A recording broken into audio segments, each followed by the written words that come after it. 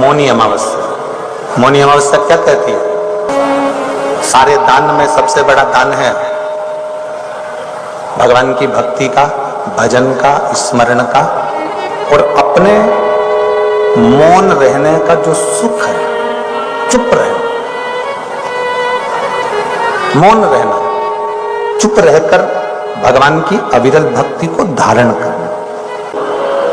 प्रत्येक अमावस्या को अगर किसी व्यक्ति के जीवन में खो गया, कर्जे में डूब गया, कर्जा बहुत हो गया, पैसा चले गया, गाड़ी चली गई, मकान चले गया, सब गिरवे रखा गया, सब कुछ समाप्त हो गया, उसको प्रत्येक प्रदोष को, प्रत्येक अमावस्या को घी का दीप किसी भी पेड़ के नीचे, ये 5 वृक्ष बताए हैं पितृभाव के, उन 5 वृक्ष में से कहीं पर भी बड़, पीपल, आंवला, शमी, बेलपत्र आदि 5 वृक्ष में से किसी भी वृक्ष के नीचे प्रज्वलित करे और काम ना करे, उसका कर्जा चूकता ही है। उच्चार स्वधा का उच्चारण हमको सुख प्रदान करता है, स्वधा का उच्चारण हमें संपदा प्रदान करता है। प्रत्येक अमावस्या के दिन एक कटोरी में पंचामृत बनाकर ले जाते हैं, दूध, दही, शहद, घी, शक्कर, ये सब मिलाकर यदि आप लेकर जाते हैं और ले जाकर भगवान शंकर के सामने समर्पित करते हैं, एक बेलपत्री अशोक सुंदरी, अभी तक आपने जो बेलपत्री चढ़ाई है अशोक सुंदरी के ऊपर, डंडी का मुख जहां से पानी बहता है उस ओर रखा जाता है। पर जब हमें ऐसा लग रहा है कि हमारे पितृ भूखे हैं या हमारे पूर्वज प्यासे हैं या उनको भाग नहीं मिल रहा, इसलिए मेरा कोई काम नहीं हो रहा, इसलिए शिव राजी नहीं हो रहा है, तो ये बेलपत्री के भाग को बदल दिया जाता है। ये बेलपत्री अशोक सुंदरी की जगह पर जब चढ़ाया जाता है तो ये पत्ती का जो भाग है जहां से पानी बहता है उस ओर रखा जाता है, और ये डंडी का भाग शिवलिंग की ओर रखा जाता है। और यहीं पर भगवान शंकर को जो तुम पंचामृत बनाकर लेकर गए हो वो पंचामृत चढ़ाया जाता है, और वही पंचामृत थोड़ा सा शिवलिंग पर चढ़ा दिया जाता है। उसके बाद में पितृ पूर्वज जल की आस नहीं रखते, न भोजन की आस रखते हैं, क्योंकि शंकर उनको तृप्त कर देते हैं, शिव उनको पूर्ण कर देते हैं। पितृदोष के 4 लक्षण सबसे प्रबल, पहला लक्षण है 1 रुपया कमाओ, 1.25 रुपए खर्च हो रहे हैं, कमाई लेना पितरों का दोष है। दूसरे नंबर का, एक व्यक्ति घर में बीमार है, ठीक हुआ, दूसरा बीमार पड़ गया, घर में कोई ना कोई निरंतर बीमार पड़ा हुआ है। तीसरे नंबर पर आप कोई पूजन की थाली लगाए, किसी को भोजन देने जा रहे थे, किसी को पानी देने जा रहे थे, और आपकी ट्रे में से, आपके हाथ से अगर कोई भरा हुआ पात्र, कोई सामग्री गिर गई, पूजन की थाली तुम्हारे हाथ में है और पूजन की थाली में से मालूम पड़े कोई सामान गिर गया नीचे, समझ लो कि पितृ का दोष है। चौथे नंबर पर दोष का वर्णन किया गया, घर में जितने सदस्य रह रहे हैं अगर वो किसी न किसी रूप में एक दूसरे पर चिढ़कर बोल रहे हैं, क्रोध कर बोल रहे हैं, समझ लेना कि कहीं ना कहीं पितरों का दोष। अमावस्या के दिन पितृदोष होता है, काल सर्प दोष होता है, वास्तु दोष होता है, उनको ज्यादा कुछ नहीं करना होना। महाराज एक बेल का फल लीजिए, क्या लेना है?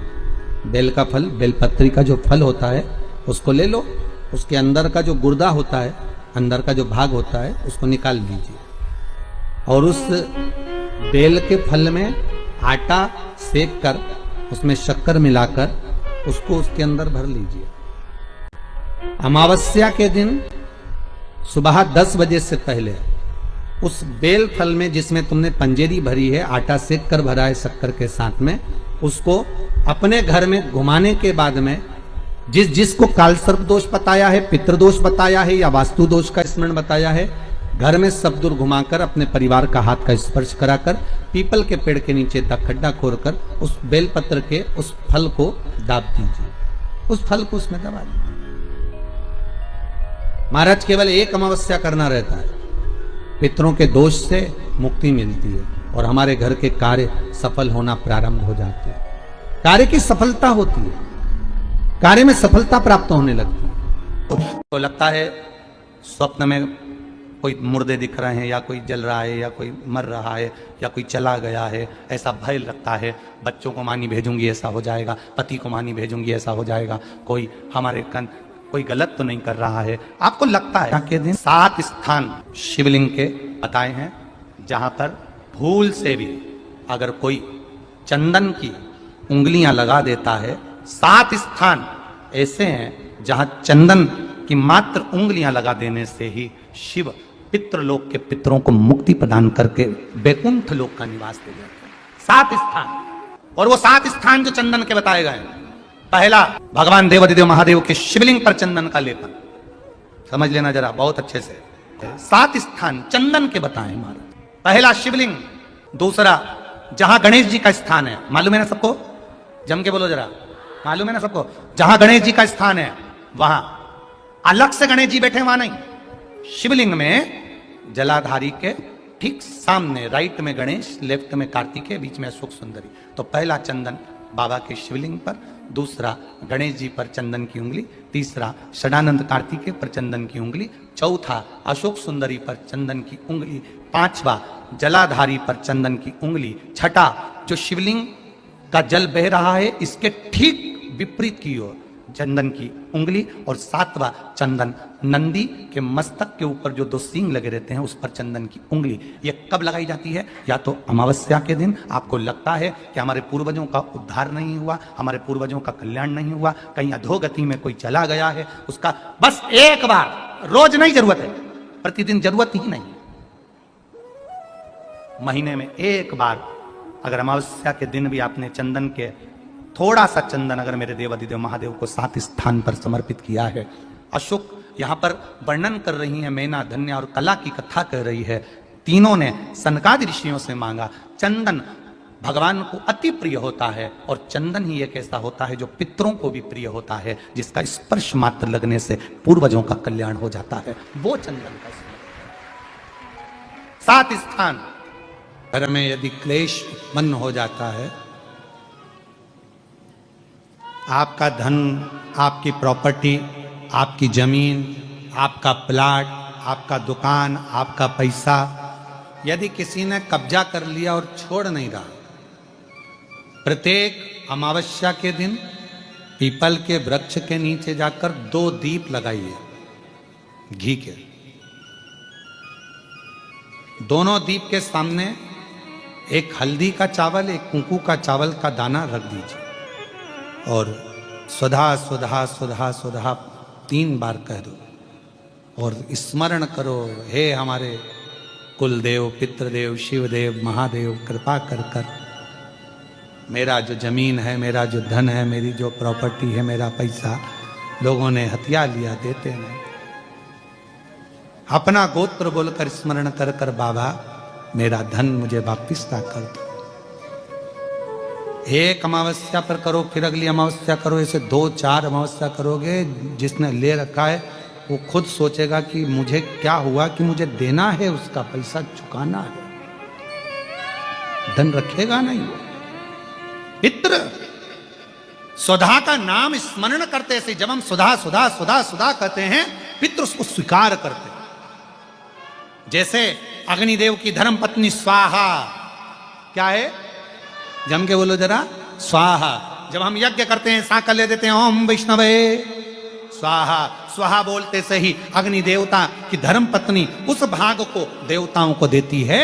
उसी तरह तर्पण, तिलांजलि, पिंड, तर्पण आदि जितने भी हम पितरों के लिए कर्म करते हैं, उसमें हम स्वधा स्वधा बोलते हैं। जब स्वधा बोलते हैं तो वो स्वधा पितरों को भाग देती है, और पितरों से कहती हैं, ये मेरा बेटा दुखी है, इसको ये तकलीफ है, इसको ये कष्ट है, तुम इसका ये कष्ट पितृदेव मिटा दीजिए, महादेव की आज्ञा है, इसको सही कर दीजिए। करते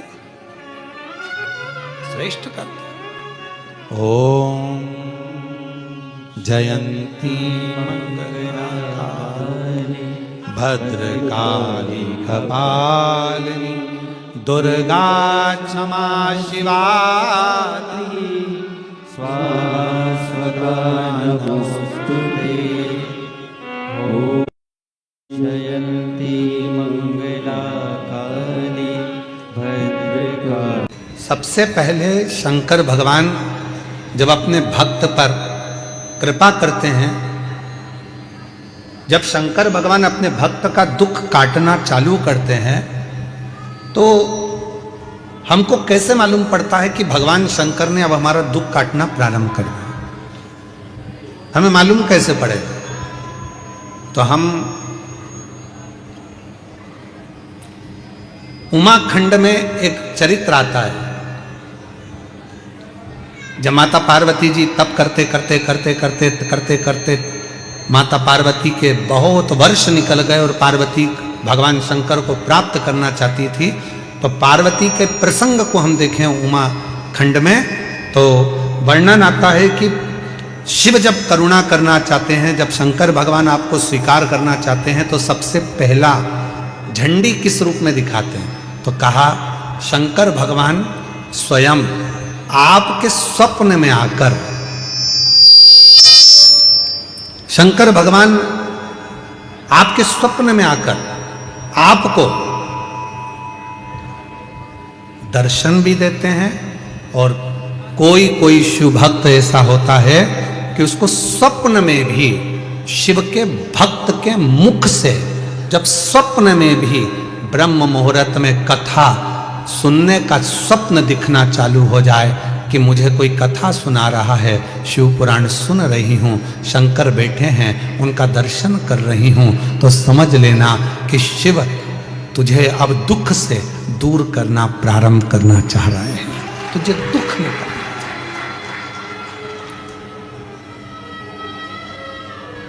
महाराज जी, कई लोग कहते हैं कि स्वप्न में अगर शिव जी दिखते हैं तो क्या फल मिलता है? शिव महापुराण का पार्वती खंड कहता है अगर स्वप्न में शंकर भगवान का शिवलिंग का दर्शन हो जाए, समझ लेना कोई बहुत बड़ी विपदा आने वाली थी, शंकर भगवान सामने आकर खड़े होकर उस विपदा को टाल दिया। कितना भी पितृदोष हो, कितना भी बेटों की शादी नहीं हो रही, बेटियों का संबंध नहीं आ रहा, घर में क्लेश बना हुआ है, अशांति बनी हुई है, मानसिक टेंशन बना हुआ है, 1 रुपए कमाओ 1.25 रुपए खर्च हो रहा है, कोई समझ में नहीं आ रहा, कोई रास्ता नहीं सूझ रहा, एक चावल का आखा दाना लेकर परिंदे के पास, परिंदा जानते हो सब लोग, हंडा मटका, पानी भरने का मटका, हंडा घड़ा गगरा, जो घर के रसोई घर में जो पानी का स्थान होता है, एक चावल का दाना रसोई घर में रखकर उस चावल के दाने को साथ में लेकर और 1 लोटा जल हंडे का, मटके का, परिंदे का, घड़े का भरकर जाइए, और वो परिंदे का पास का चावल का दाना और 1 लोटा जल, पहले चावल का दाना शिव जी के शिवलिंग पर समर्पित करो, फिर 1 लोटा जल, जहां जलाधारी होती है, जलाधारी इधर की है तो आप इधर खड़े हो, जलाधारी उत्तर की है तो आप यहाँ दक्षिण की ओर खड़े होकर शिव जी पर जल चढ़ाना प्रारंभ करें। यहाँ जल बह रहा है शिवलिंग का, तो आप इधर खड़े होकर जब जल चढ़ाओगे, चावल का दाना रखकर, कैसा भी पितृदोष हो वो सारा पितृदोष समाप्त होता है। बेलपत्री के वृक्ष के नीचे बैठकर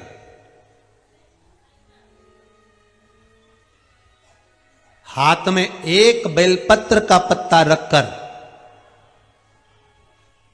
आप पंचाक्षर मंत्र नमः शिवाय, ओम नमः शिवाय या श्री शिवाय नमस्तुभ्यम या महामृत्युंजय मंत्र का स्मरण कर रहे हो, पर डंडी का भाग अपनी ओर, बेलपत्र की बीच वाली पत्ती का भाग बीच वाली उंगली की ओर रखकर अगर आप स्मरण कर रहे हैं और अपनी कामना कर कर बेलपत्री के वृक्ष के नीचे बैठकर उस पत्ते को सम्मुख रखकर बाबा से विनय कर कर एकांत में उस बेलपत्री के वृक्ष की छांव में,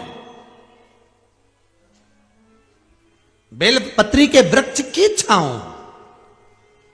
आप कामना कर कर उस पत्ते को शंकर भगवान के ऊपर समर्पित कर रहे हैं, तो ये जान कर रखें कि पार्वती और शिव का मिलन करवा रहे हैं और अपनी मनवांछित फल कामना पूर्ण करवा रहे हैं।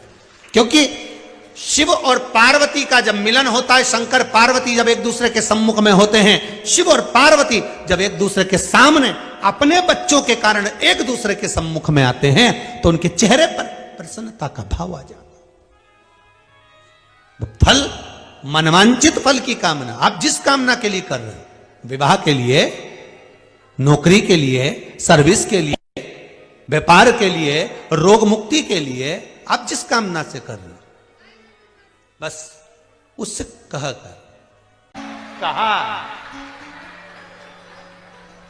त्रिशूल को पकड़ते हैं, एक जगह से पकड़ते हैं कि 3 जगह से पकड़ते हैं? एक जगह से। त्रिशूल में नोक कितनी होती है? 3।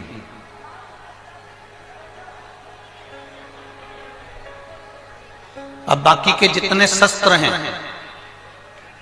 सुदर्शन, शंख, चक्र, गदा, भाला, धनुष, बाण, तीर, ये जितने जितने शस्त्र, तलवार, बर्छी, कटार, कुंदूक, जितने जितने आप शस्त्र देखेंगे, इन शस्त्रों में देखेंगे कि ये एक शस्त्र केवल एक पर प्रयोग किया जा सकता है। पर शिव महापुराण की कथा कहती है केवल एक त्रिशूल ऐसा होता है जिस त्रिशूल को एक जगह से पकड़ा जाता है और 3 पर उसका प्रहार कर दिया जाता है। उसी तरह शंकर का हम केवल एक अकेला नाम लेते हैं। आपने शिव का नाम लिया, आपने शंकर का भजन किया और शंकर भगवान ने तुम्हारे नाना पक्ष में, तुम्हारे दादा पक्ष में और तुम्हारे कुल में ना जाने कितनों को तीनों पक्ष में तार दिया है। वो शिव तत्व है, वो शंकर है, वो घड़ी बोल बम का नारा है, बाबा है, उसने तार दिया, उसने साथ। सर्ग संहिता कहती है और कूर्म पुराण कहती है, तुम्हारे घर में अगर सत्यनारायण जी की कथा हो रही है, तुम्हारे घर में शंकर जी का अभिषेक हो रहा है, तुम्हारे घर में पार्थिव शिवलिंग का निर्माण हो रहा है, तुम्हारे घर में अगर तुम कोई व्रत रख रही हो, तुम्हारे घर में कोई उपास कर रही हो, तुम्हारे घर में कोई उद्यापन हो रहा है, तुम्हारे घर में कोई अच्छा कार्य हो रहा है, तो ये करवाने वाला कोई दूसरा नहीं होता। इसको करवाने वाले तुम्हारे घर के पितृ होते हैं जो ऊपर बैठकर तुम्हारे घर में अच्छा कार्य कर रहे हैं।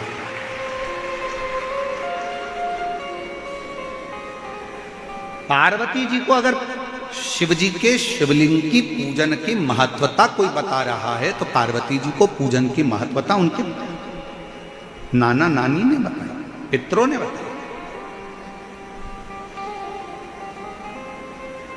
इसीलिए तो शंकर जी को जल चढ़ाने वाले को पितृदोष नहीं लगता। क्यों नहीं लगता? क्योंकि शिव जी पर आप जल चढ़ाते हो ना, तो शंकर भगवान का चढ़ा हुआ जल हस्त कमल की ओर जाता है पार्वती जी के, और पार्वती जी के हस्त कमल पर जैसी जल जाता है तो नाना नानी बड़े प्रसन्न हो जाते हैं अपनी नातिन को देखकर कि मेरी नातिन पर लोग पूजन कर रहे हैं, जल चढ़ा रहे हैं, तो पितृ आशीर्वाद देते हैं। शंकर पर जल चढ़ाने पर 3 दोष समाप्त हो जाते हैं। पहले नंबर का वास्तु दोष, दूसरे नंबर का पितृ दोष और तीसरे नंबर का काल सर्प दोष। ये 3 दोष शिव पर जल चढ़ाने से समाप्त हो गए। पितृ प्रसन्न होते हैं, पूर्वज आनंदित होते हैं। हमारे घर की बेटी आज शिव की आराधना कर रही है, हमारे घर की बेटियां हमारे शंकर की आराधना कर रहे हैं, शंकर की स्तुति कर रहे हैं।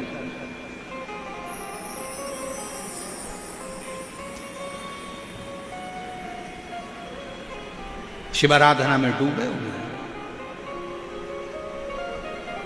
कितना भी पितृदोष हो, कितना भी, बेटों की शादी नहीं हो रही, बेटियों का संबंध नहीं आ रहा, घर में क्लेश बना हुआ है, अशांति बनी हुई है, मानसिक टेंशन बना हुआ है, 1 रुपये कमाओ 1.25 रुपये खर्च हो रहा है, कोई समझ में नहीं आ रहा, कोई रास्ता नहीं सूझ रहा, एक चावल का आखा दाना लेकर परिंदे के पास, परिंदा जानते हो सब लोग, हंडा मटका, पानी भरने का मटका, हंडा, घड़ा, गगरा, जो घर के रसोई घर में जो पानी का स्थान होता है, एक चावल का दाना रसोई घर में रखकर उस चावल के दाने को साथ में लेकर और 1 लोटा जल हंडे का, मटके का, परिंदे का, घड़े का भरकर जाइए और वो परिंदे का पास का चावल का दाना और 1 लोटा जल, पहले चावल का दाना शिव जी के शिवलिंग पर समर्पित करो, फिर 1 लोटा जल जहां जलाधारी होती है, जलाधारी इधर की है तो आप इधर खड़े हो, जलाधारी उत्तर की है तो आप यहां दक्षिण की ओर खड़े होकर शिव जी पर जल चढ़ाना प्रारंभ करें। यहां जल बह रहा है शिवलिंग का तो आप इधर खड़े होकर जब जल चढ़ाओगे, चावल का दाना रखकर, कैसा भी पितृदोष हो वो सारा पितृदोष समाप्त होता ही है और घर में शुभ कार्य होता है। पितरों की शांति का मूल क्रम है शंकर की स्तुति। कोई ने कह दिया वास्तु के हिसाब से तुम्हारी बाथरूम गलत बनी है, तुम्हारा दरवाजा बना है गलत, तुम्हारा रसोई घर गलत बना हुआ है, सीढ़ियां गलत बनी है, ये गलत बना है, वो गलत बना है, सारा तोड़ तोड़ा के तुमने बार बार बनाया, सीढ़ी इधर लगा दी उसके कहने पर, तुमने बाथरूम उधर बना ली उसके कहने पर, उसके बाद भी घर में शांति नहीं है, पूरा वास्तु के हिसाब से मकान बनाया, पूरे वास्तु के हिसाब से घर बनाया, उसके बाद भी अगर शांति नहीं है तो कुछ मत करो, एक लोटा जल शिव जी को चढ़ाओ और शंकर जी को एक लोटा जल चढ़ाकर वही जल अशोक सुंदरी पे चढ़ाओ, गणेश कार्तिकेय पर चढ़ाओ और वही जल उठाकर थोड़ा सा लेकर आओ, घर के 4 कोने में उस जल को छींटना प्रारंभ करो, वास्तु दोष अपने आप समाप्त हो जाएगा। आपको बाथरूम बदलने की जरूरत नहीं, घर बदलने की जरूरत नहीं, व्यापार बदलने की जरूरत नहीं, अपने आप धीरे धीरे धीरे धीरे बदलता चले। पर विश्वास, मानो तो गंगा माँ और ना मानो तो बहता पानी। आप मानोगे तो गंगा जी है, ना मानो तो बहता पानी, आपके ऊपर निर्भर करता। इस घर में से एक लोटा जल देवाधिदेव महादेव को चढ़ाने के लिए निकलता है, घर के अंदर से एक लोटा जल निकलकर जब शंकर के मंदिर में जाता है, उसी समय पर 3 दोष उसके घर के समाप्त हो जाते हैं। पहले नंबर का, घर के अंदर से जल गया तो वास्तु दोष समाप्त हो गया। दूसरे नंबर पर, घर के रसोई घर में मटके में, हंडे में, टंकी में से जल गया तो पितृ दोष शांत हो गया। और तीसरे नंबर पर, घर के अंदर से जब हम जल लेकर निकलते हैं, अपना दरवाजे से बाहर निकलते हैं शिव को जल चढ़ाने के लिए, तो काल सर्प दोष समाप्त हो जाता है। ये 3 दोष उसी क्षण समाप्त। जितने लोग कथा सुन रहे हैं, अगर गण का मतलब नहीं जानते तो पहले कथा में प्रवेश करने से पहले, शिव महापुराण में पहुंचने से पहले हम समझ लें कि गण का मतलब क्या है।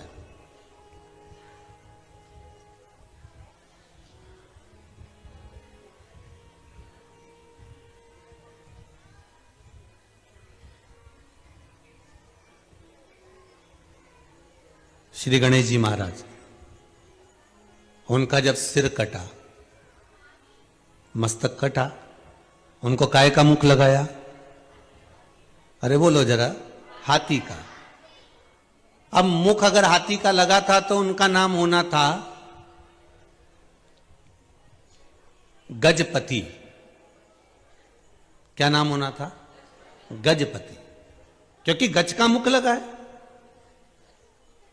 तो नाम गजपति होना चाहिए। पर दुनिया के लोग उनको क्या बोलते हैं? गणपति। तो भैया मुख अगर गज का लगाया है, हाथी का लगाया है, चेहरा अगर हाथी का लाकर लगाए हो, गज का लाकर लगाए हो, तो नाम तो गजपति होना चाहिए। फिर गणपति किसने रख दिया?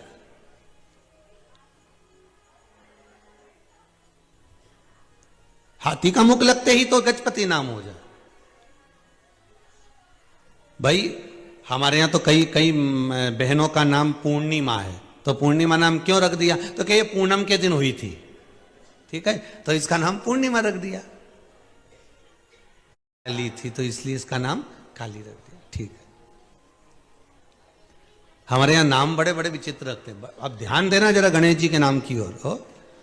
फिर किसी ने कहा साहब इसका नाम शांति क्यों रखा? जपपति, मतलब कुछ ना कुछ गणों का साथ यहां रहा होगा, इसलिए नाम।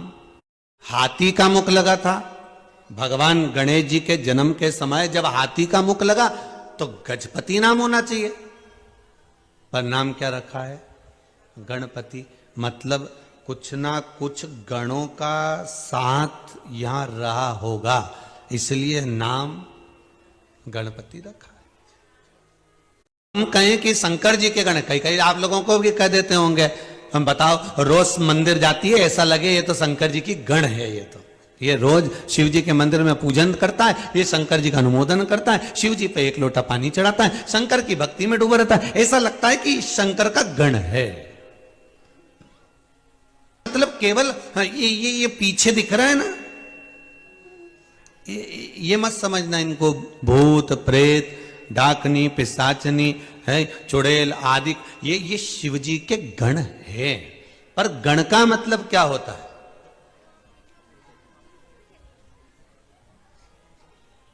गण का मतलब है क्या? तो अब एक बहुत सुंदर सा प्रसंग है, बहुत ध्यान देना। भगवान विष्णु को शंकर जी का गण कहते हैं क्या?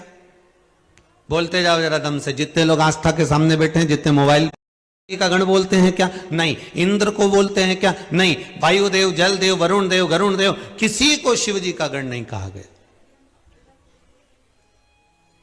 रावण को शंकर जी का गण कहा गया क्या? नहीं, पार्षद कहा गया। महाराज, गण का मतलब क्या है? भगवान विष्णु को गण नहीं कहा गया, ब्रह्मदेव को गण नहीं कहा गया, इंद्र को गण नहीं कहा गया। गण का मतलब है भगवान शिव की रक्षा करने वाला मित्र, सखा, बेस्ट फ्रेंड। समझ गए अपनी भाषा में? जो सखा है, मित्र भी है, द्वारपाल भी है, एक अच्छा मित्र, एक अच्छा सखा आपका गण है। सखा रहता हो, आपके साथ में कोई अच्छा व्यक्ति रहता हो, तो आप उसको भाषा में कह सकते हो ये मेरा गण है। गण मतलब मित्र है, ये मेरा सखा है, ये मेरा कभी बुरा नहीं देख सकता, ये मेरे खिलाफ जरा सा सुन नहीं सकता, एक शब्द भी जो शिव के लिए सुन नहीं सके, वो गण है। और अगर आपका मित्र, आपका सखा, कोई दूसरा व्यक्ति आपके मित्र की बुराई कर रहा हो, कोई दूसरा व्यक्ति आपके मित्र पर उंगली उठा रहा हो, आपके मित्र के लिए अपशब्द कह रहा हो, तो फिर आप मित्रता के भाव को नहीं जान सकते। महाराज,